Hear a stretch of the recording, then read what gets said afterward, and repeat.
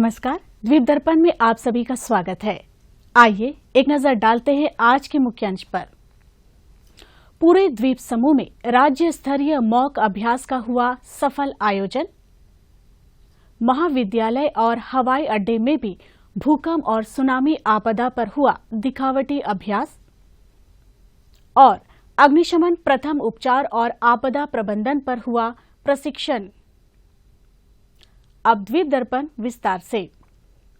अंडमान निकोबार द्वीप समूह में आज भूकंप और सुनामी पर राज्य स्तरीय मॉक अभ्यास का आयोजन किया गया। राष्ट्रीय आपदा प्रबंधन प्राधिकरण के सहयोग से अंडमान निकोबार प्रशासन ने पूरे द्वीपों में इस अभ्यास का आयोजन किया। पोर्ट ब्लेयर के जवाहरलाल नेहरू राजकीय महाविद्यालय में आज सवेरे आपदा सायरन बजने के साथ ही विद्यार्थियों ने कॉलेज परिसर से सुरक्षित स्थल के लिए रवाना हुए। विद्यार्थियों को समय समय पर उद्घोषणा के माध्यम से आपदा की स्थिति और उससे सुरक्षित बाहर निकलने को कहा गया। सुनामी और सुनामी से बचने के लिए हम सब लोग अपने सुरक्षित गंतव्य की ओर जा रहे हैं।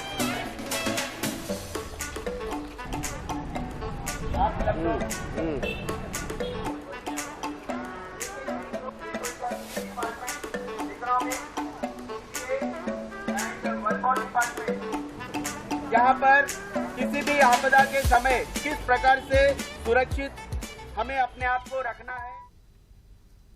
विद्यार्थी आपदा प्रभावित मॉक क्षेत्र जयानरम से निकलकर राजनिवास के समीप पार्किंग पर बने सुरक्षित जगह पहुंचे। वहां पर विद्यार्थियों द्वारा भूकंप और सुनामी पर नुक्कड़ नाटक प्रस्तुत कर उपस्थित लोगों को आपदा के बारे में जागरूक किया गया। सुनो मेरे प्यारे भाई और बहनों, हटा के सारी अपनी थकान, यहाँ लगाइए पूरा ध्यान। चलिए अध्याय करते हैं और इस अध्याय की कहानी को सुनते हैं। चोर है। रोहित जाकर होमवर्क कर, जब देखो शैतानी करते रहता है। मैं तुमको पकड़ लूंगा। नहीं, मैं चोर नहीं हूँ। तुम नहीं हो। मैं चोर नहीं हूँ, मुझे नहीं खेलना तुम्हारे साथ।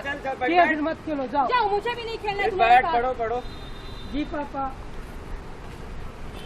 ओडिशा में बर्ड फ्लू का खतरा। जापान में इस साल सबसे शक्तिशाली तूफान सांसा ने दी दस्तक। डूबा गुजरात डूबा, तालाब से भीषण आफत। मूसलाधार पानी गुजरात। रोहित परेशान क्यों कर रहा है बेटा, पढ़ना। जी पापा। चाय लाओ यार, कितना देर लगाओगे? हाँ ला रही हूँ, रुक जाओ। मेरा दूध लेकर आना। हाँ ला रही हूँ। ये लीजिए। आती हूँ। जल्दी लेकर लाना। ला रही हूँ। दीदी ये देखो क्या बनाया मैंने।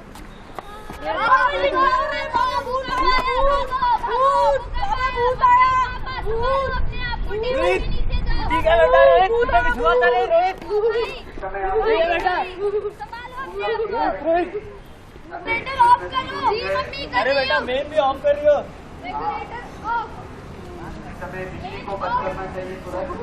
अरे मेरा फोन। अरे यार नेटवर्क ही नहीं मिल रहा है। अरे यार नेटवर्क ही चले गए। बचाओ। बचाने की जरूरत नहीं है, एनडीआरएफ टीम आपके बचाव के लिए आ चुकी है। डॉक्टर नोटबुक उठाओ। लोगों को अपनी जान से वो सेवा देते हैं। जैसे कि टेबल के नीचे या तो बेड के नीचे चले जाया करो ताकि अपना सर बचा सके। ये बहुत इम्पोर्टेंट है। आप सभी ने देखा ना कैसा मेरा भागदौड़ी की वजह से मेरा हाथों पे चोट आया। ऐसा कभी भी मत करना, ज्यादा भागदौड़ी मत करना और शांत रहने की कोशिश करना और अपने बड़ों की बात सुनना। जब भी भूकंप आए तब हमें घबराना नहीं चाहिए, हमें घरेलू नुस्खे अपनाना चाहिए। जब कभी भी आपको ऐसी आपदा का एहसास हो तो आप एनडीआरएफ टीम को याद कर देना, हम आपके लिए हमेशा हाजिर रहेंगे। कॉलेज में आयोजित राज्य स्तरीय मॉक अभ्यास के बारे में एनएसएस और रेड रिबन क्लब के प्रभारी असिस्टेंट प्रोफेसर डॉक्टर कंडी मुत्तू ने दूरदर्शन को जानकारी दी। नेशनल डिजास्टर मैनेजमेंट अथॉरिटी के सुपरविजन में और अंडमान निकोबार एडमिनिस्ट्रेशन का जो डिजास्टर मैनेजमेंट अथॉरिटी है स्टेट लेवल अर्थक्वेक और सुनामी के बाद किस प्रकार से हमें अपने को इवैक्यूएट करना है सेफ जोन की तरफ, इसके लिए मॉक ड्रिल का आयोजन किया गया। सभी क्षेत्रों में यह मॉक ड्रिल संपन्न हुआ और आज हमारे जवाहरलाल नेहरू राजकीय महाविद्यालय में भी हमने इस मॉक ड्रिल को संपन्न किया। हमने इस दौरान अपने सारे बच्चों को 50-50 के ग्रुप में 5 ग्रुप बना करके हमने सेफ जोन की तरफ उनको इवैक्यूएट किया। और आज का जो सुनामी वॉक रन नहीं था, ये वॉक था, जिसमें हमने ये मैसेज और अवेयरनेस क्रिएट करने का प्रयास किया कि कोई भी आपदा के समय हमें अपने संयमित और समझदारी से, संयमित और सुरक्षित व्यवहार से ही हम अपनी कैजुअलिटीज़ को मिनिमम कर सकते हैं। तो इसके लिए आज हमारा जो मॉक ड्रिल था ये बहुत अच्छी तरह से संपन्न हुआ और हमने हमारी जो 3 टीमें हैं, JNRM कॉलेज जो हमारा की और सुनामी हज़ार्ड जोन है बहुत ही और समुद्र के करीब है और तुरंत वो अफेक्ट होने वाला प्लेस है, तो हमने अपने बच्चों को जागरूक करने के लिए वहाँ से उनको इवैक्यूएट करके सेफ जोन जो कि यहाँ पर राजनिवास के सामने का जो ओपन स्पेस है, हमने उनको सब लोगों को सुरक्षित पहुँचाया। आज हम लोग बहुत सेफली जोन में पहुँच गए हैं। राजनिवास में एक पॉइंट है जहाँ में कि हमें सेफली पहुँचाया गया है पुलिस का थ्रू और बाकी टीम मेंबर्स के थ्रू हम लोग सेफली इधर में पहुँच गए हैं। तो हमने आज मॉक ड्रिल किया है सुनामी अलर्ट के लिए। तो हम JNRM से स्टार्ट किया और हम यहाँ पे आकर सेफ जोन में आ गए हैं। एक्चुअली हमारा कॉलेज भी क्या है सी साइड एरिया में, तो एक बेटर प्लेटफॉर्म बना है हमारे लिए अवेयरनेस क्रिएट करने के लिए। और यहाँ पे हमने सेफ जोन में आ गया और हमारे लिए बहुत सारे पुलिस ऑफिसर्स हैं जो हमारा हेल्प भी किए हैं और उन्होंने हमें सारे गाइडलाइंस बताए कि ड्यूरिंग सुनामी टाइम कैसे हमें अलर्ट रहना चाहिए और कैसे हमें विदाउट पैनिकिंग यहाँ पे सेफ जोन तक आना चाहिए। कार निकोबार में भारतीय खेल प्राधिकरण के खेल प्रशिक्षण केंद्र ने कल महान हॉकी खिलाड़ी मेजर ध्यानचंद की जयंती पर राष्ट्रीय खेल दिवस मनाया। इस कार्यक्रम में खेल और फिटनेस को बढ़ावा देने पर केंद्रित कई गतिविधियां शामिल थी। इस दिन की शुरुआत कार निकोबार के सदस्यों द्वारा मेजर ध्यानचंद की खेल विरासत को श्रद्धांजलि देने के लिए स्मृति समारोह के साथ हुई। इसके बाद रस्साकसी जैसे स्वदेशी खेल खेले गए। विजेताओं को मान्यता प्रदान करते हुए एक खेल प्रश्नोत्तरी का आयोजन किया गया। जमीनी स्तर की खेल प्रतिभाओं को बढ़ावा देने की दिशा में एक महत्वपूर्ण कदम उठाते हुए केंद्र ने प्रोजेक्ट कीर्ति पहल के लिए निकोबार जिले के एथलीटों के लिए ऑनलाइन पंजीकरण प्रक्रिया का अनावरण किया। प्रोजेक्ट कीर्ति साई की खेलो इंडिया योजना के तहत एक प्रमुख प्रतिभा खोज और फिटनेस मूल्यांकन अभियान है, जिसका उद्देश्य क्षेत्र में उभरते एथलीटों की पहचान करना और उनका पोषण करना है। ऑनलाइन पंजीकरण प्रक्रिया प्रतिभाशाली व्यक्तियों के लिए अपनी खेल क्षमता दिखाने और उत्कृष्टता की ओर यात्रा शुरू करने के लिए द्वार खोलने के लिए तैयार है। प्रोजेक्ट कीर्ति के लिए अधिक जानकारी और पंजीकरण विवरण के लिए इच्छुक एथलीटों को कार निकोबार में भारतीय खेल प्राधिकरण के खेल प्रशिक्षण केंद्र पर जाने या मेल के माध्यम से संपर्क करने के लिए प्रोत्साहित किया गया है। इस बीच अंडमान लॉ कॉलेज ने कल 29 अगस्त को महान हॉकी खिलाड़ी मेजर ध्यानचंद की जयंती मनाते हुए राष्ट्रीय खेल दिवस मनाया। इस दिन कई आकर्षक इंडोर खेल कार्यक्रम आयोजित किए गए। इस कार्यक्रम में शतरंज, कैरम, लूडो और टेबल टेनिस जैसे कई इंडोर खेल शामिल थे। कुल 112 छात्रों ने भाग लिया और इन कार्यक्रमों में अपने कौशल और उत्साह का प्रदर्शन किया। इस अवसर पर महान खिलाड़ी हॉकी के जादूगर मेजर ध्यानचंद को श्रद्धांजलि अर्पित की गई। पोर्ट ब्लेयर की वीर सावरकर हवाई अड्डा में आज राज्य स्तरीय मॉक अभ्यास का आयोजन हुआ। इस अभ्यास में आपदा का बनावटी परिदृश्य स्थापित कर राहत एवं बचाव कार्य और घायलों एवं पीड़ितों को एम्बुलेंस के माध्यम से अस्पताल एवं अन्य स्थानों पर ले जाया गया। हवाई अड्डा निदेशक देवेंद्र यादव की निगरानी में हुए इस अभ्यास में CISF के जवान शामिल हुए।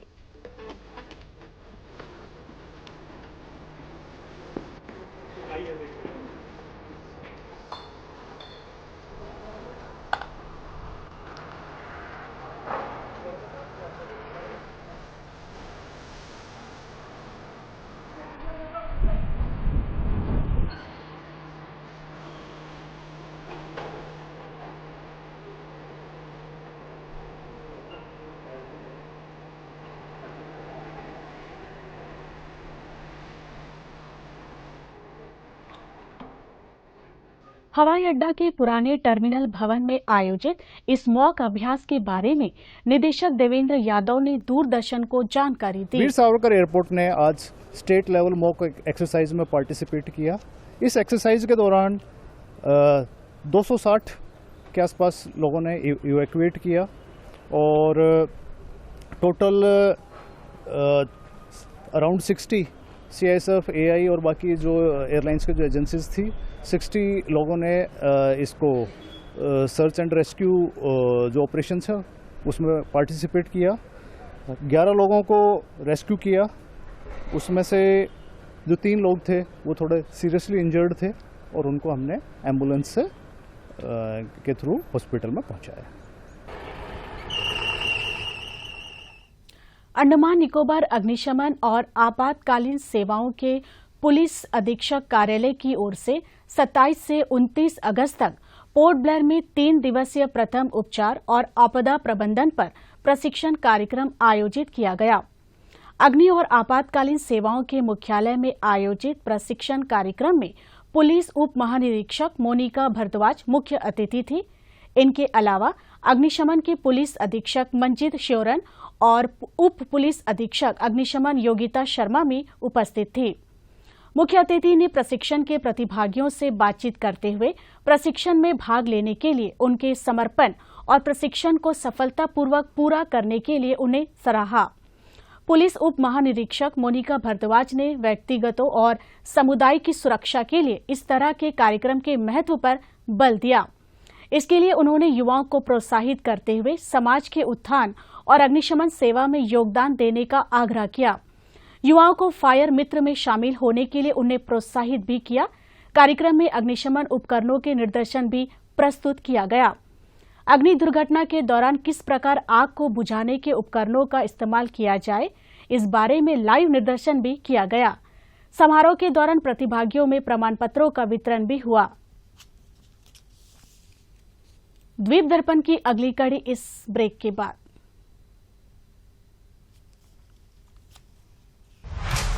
पर्पल रंग से सजी धरती और बिखरी मदमस्त खुशबू। मेरे पास 2 टाइम का खाना नसीब नहीं था।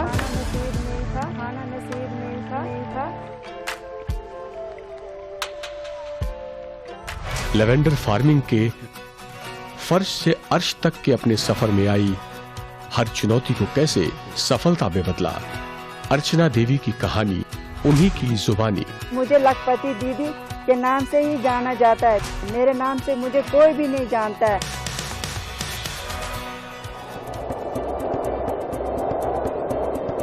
भारत की फार्म लेडी देखिए रविवार 1 सितंबर रात 8 बजे सिर्फ डीडी किसान पर। आप दूरदर्शन के नेशनल चैनल को टाटा प्ले पर 114 नंबर पर, एयरटेल पर 148 नंबर, सन पर 302 नंबर, हैथवे पर 40, DTH पर 175, डेन पर 138, डिश पर 193 और फ्री डिश पर 2 नंबर चैनल पर देख सकते हैं। द्वीप दर्पण में आगे बढ़ते हैं। अंडमान निकोबार प्रशासन और राष्ट्रीय आपदा प्रबंधन प्राधिकरण नई दिल्ली के सहयोग से आज पूरे द्वीप समूह में राज्य स्तरीय भूकंप और सुनामी मॉक अभ्यास का सफल आयोजन किया गया।